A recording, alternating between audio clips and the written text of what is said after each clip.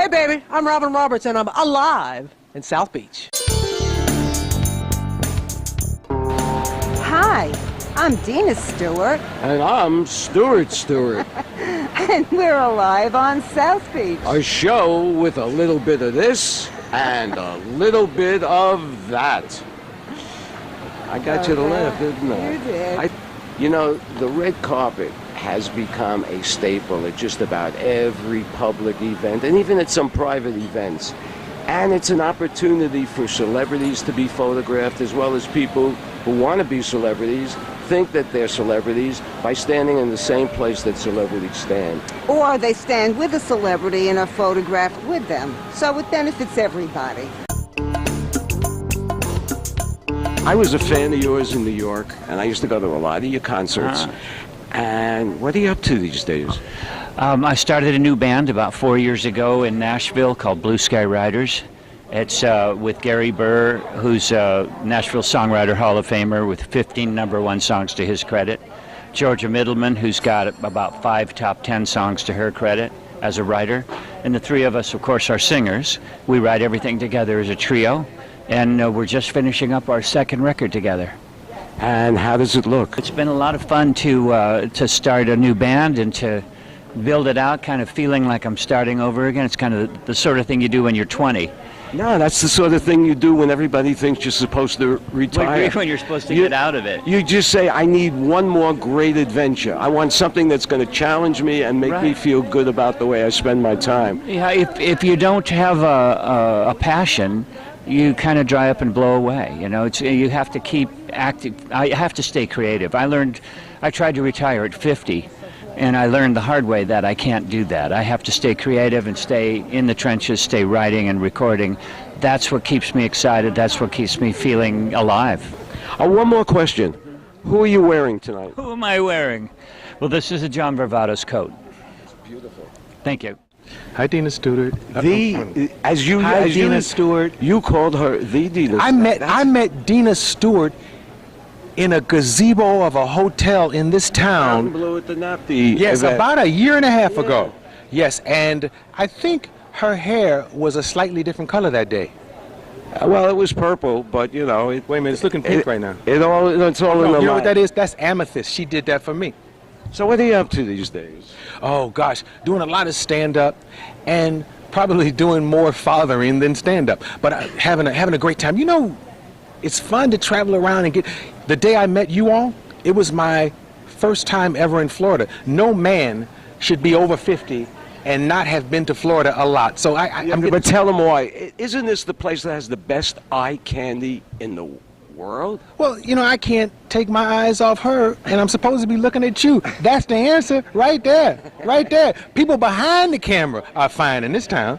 Everything is. It's beautiful. You know, in the category Life Happens the Way It's Supposed to, we're here covering an AARP event, and I bumped into this gentleman, and now I have an opportunity to actually speak to him. You know who this is? This is the Miami Sound Machine. This is Emilio Estefan, who is about to become a Broadway, or has become a Broadway producer. You just opened up a new show about your life with Gloria. What's the name of it? It's On Your Feet. It's going to open in June 2nd in Chicago first, and then November 5th it's going to be in New York. And we're so excited because, you know, something's definitely, it's a love story. It's definitely the first time probably we'll be able to have a lot of Miami music. I mean, Miami Sound Machine will be performing every night. Imagine at the end of the show having all the conga and rhythm and all the hits that everybody knows for so many years. So we're very happy, and I think it's a great opportunity to express the American dream and especially, like I said, love story and the struggle that we got at the beginning of our career to bring a new music and new sounds to a country, and you know, to convince people that, you know, music has no language. Miami is the one that made us, that believed in us from the beginning.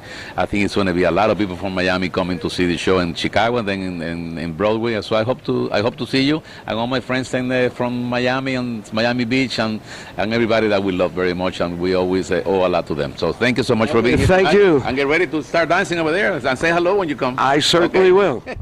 Where most celebrities and people in general like walking the red carpet, there is always one or two who would rather sit it out. Sitting next to me is a Renaissance man. His real name is Benjamin Jeremy Stein. It's actually Jeremy Benjamin Stein, but I changed it when I was in junior high. Why'd you change it? Too much teasing. I don't know why, but people found Jeremy to be a name that they like to use to tease me. So, anyway, my family always called me Ben, so it was fine. Well, it really doesn't matter because this man has done some amazing things. You were a speechwriter for Richard Nixon and Gerald. Well, I also did some campaign speechwriting for Ronald Reagan. Did you ever write any jokes for the presidents, and how did they go over? I never wrote any jokes for them, but boy, I have a lot of jokes. But do I have a lot of jokes. But I never wrote any jokes for Mr. Nixon. But Mr. Nixon did have some good jokes of his own. At one point, during a meeting about the economy, he was talking about a wage price. Someone was talking about a wage price freeze, and he said, "Well, maybe we should try that because you may remember we had a wage price freeze in '71." And somebody said, I think it was George Shultz said to President Nixon, "Mr. President, you can't walk on water twice." And Nixon said, "You can if it's frozen." So he had a sense of humor. Fantastically good sense of humor. During the Watergate scandal, Time magazine speculated that you might have been deep throat. I speculated on it afterwards. It was while I was at the Wall Street Journal. Yeah, that's nonsense. I wouldn't betray Richard Nixon for anything, not for any amount of money or anything. I love Nixon. I consider him one of the greatest men of all time. His achievements in making peace in the Middle East, making peace in Vietnam, strategic arms reduction with the Soviet Union, recognizing, basically opening up relations with China. These were just stupendous achievements, just breathtaking. Anything else he did on the negative side is trivial by comparison. Every time I see a promo for Ferris Bueller, I think of you because you took that movie. That is your movie. That's nobody else's. Well, you're very kind. I mean, it was a tiny part, but I sure loved doing it. I wish I could do it every day. Would you do it now? Bueller. Sure, I mean, I'm happy to do it, but so that's different when you're doing it on a stage. Oh, of course, but I heard you do it right now, and that's a big thrill. So let me ask you one more question. Yes. What's in the future for Ben Stein? Well, death, and getting older and more feeble, but in the meantime, I think I have quite a few more speeches in me, and I love speaking. It's funny, I had a terrible night at my hotel last night. The air conditioning wasn't working in my bedroom, and the neighbor next door was blasting music at 3 a.m. 3 a.m. Blasting music at 3 a.m. Was blasting right through my wall. And I was really upset. And I just was really, really upset. And then I was awakened by that same neighbor blasting music at 8 a.m. And I thought, I just hate this. And then as soon as I got here and stepped up on the stage, I thought, this is what I'd rather be doing than anything else in the world. So, speaking, meeting people, that's paradise. What do you think of this whole thing? Look at all of these people hovering over us. Isn't this great? Yeah, it is. It's You having a good time? yeah, it's a blessing. What was the best part of being in this movie? I would say just getting to meet the actors and the food. The food in Mexico, it was amazing. But just getting to meet the actors because it's hard not to be their friends. Have you done any other films before? Yes, many others. What's going to happen next for Jacob? Nothing specific that I'm doing right now, but Okay. I know something will come up. What do you like better, dressing up like this or dressing up in jeans and just being comfortable? Dressing up like this.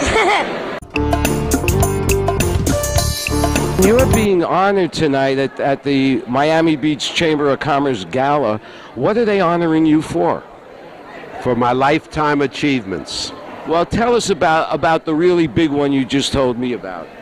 Well, there's two very big ones. One, I'll tell you the lesser of the two, was I was chairman of the Resolution Trust Corporation, which ran every commercial bank in the United States for 5 years, and my office was in the White House in Washington. I lived in the White House for 5 years. That's impressive, but I'm more impressed by the second thing that you told me. The second thing, which is even more impressive as far as I'm concerned and more important, is I wrote the Florida Prepaid College Program, whose name, official name, is the Stanley Tate Florida Prepaid College Program. And as I just told you, We have 1,900,000 Florida kids who are in that program. Congratulations. Thank you very much. And also, I got one other question. You told me how you met your wife. You're living here how many years? I've lived in Florida about 80 years, and I came here in 1930 or thereabouts. And I went to public school here, and when I went to the University of Florida, it was an all-boys school, 2,000 students. But you met your wife there. And when the year it turned co-ed was in 1949, and she was the first co-ed student, and I was a professor at the university at that time. And I said, I'm going to marry her. She said, come back in 4 years. I have a date every night for the next 4 years. Well, did she sort of become the teacher's pet? Well, she became my pet. We got married that year, 1949. And they're still living happily ever after, and I hope it goes on forever after. Thank you. Thank you very much. I'm standing in between one of the most important power couples on South Beach. This is Bruce and Kathryn Orosz, and they're responsible for the 100th anniversary celebration of Miami Beach. That was amazing. I know there was a lot of intrigue behind the scenes. How did you actually pull it off? I'm not sure. We're still trying to figure that out. But it worked. It worked. It was great. You know, we had great talent, and they all sort of they checked their egos at the doors and said, let's have one great night, and we did. What was the best part of the night for you? The best part of the night happened before the night because Barry Gibb just said yes immediately, and Gloria wanted to support this event all out. And Bocelli was extremely elegant to open at sunset in his white dinner jacket and 60-piece orchestra, and it was just, the whole thing happened before it happened. So what's next for ACT Productions? Well, we got another little celebration. It's called July 4th, right? Got some fireworks and some talent coming to town. You want to reveal who it is? Well, I'll let you know soon. But it's going to be a powerhouse. It'll be a blockbuster. Well, this is not just the man that makes idle statements. Look at what he gave us for the 100th anniversary. So stay tuned, and I'll let you know what's coming for the 4th of July. You know, a lot of celebrities come to South Beach, and because they have hundreds, thousands of fans who like to just come up and take a selfie, they need William over here to make sure that they can enjoy themselves while they're here. So you are a security guard for celebrities? That is correct, yes. What do you do? Well, it's my job to ensure their safety while they're here. A lot of them need to move through crowds and get from one section to another. And I'm just there to make sure they get there okay and have a good time while they're here and enjoying themselves. Who are some of your clients? Well, I have a few, and I'm not privileged to go into names. I understand. Due to that, but I have worked with a very few amount of people. Well, you know what goes on Alive on South Beach stays on Alive on South Beach, so we won't go into it any further. Okay. Thank you very much. It was a privilege. Thank you again. I know I have a good time at the red carpet event. Oh, it is a blast because the people are so outrageous. You never know what somebody's going to say. Put a microphone in front of them and have your camera going, and it just amazes me what comes out of the mouths of people who, under ordinary circumstances, have it so together. Well, that's the secret of our program. When they come on our program, they leave their stuff shirt at the door and become the people they want to be. Exactly. Stuart, this brings us to the end of another episode. But not just any episode. Do you realize that beginning with Memorial Day, we have been doing this show for 4 years? That's right, 4 years, and we've been doing it from the cafe at Books and Books. And they just got new umbrellas.